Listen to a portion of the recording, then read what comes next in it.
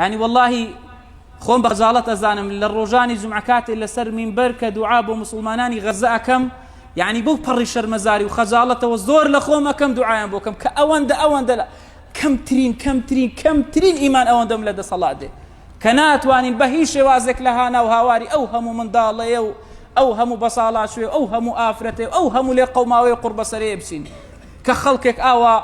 چۆن سەیرەکەی لە برسانە ئەمرێ لە سەرمانە ڕق ئەبێتەوە کە ڤیدیۆیەکم ئەو ڕووبینی واللهی ئینسان ناخی ئەهەژێ. یعنی شەیخێک دەڵێ خەڵکی غەزێ دەڵێ خەڵکی ئێمە پێمان دەڵێ یا شێخ ئایا بۆمان حەڵاڵە گۆشتی پشیلە بخۆین؟ ئەوەندە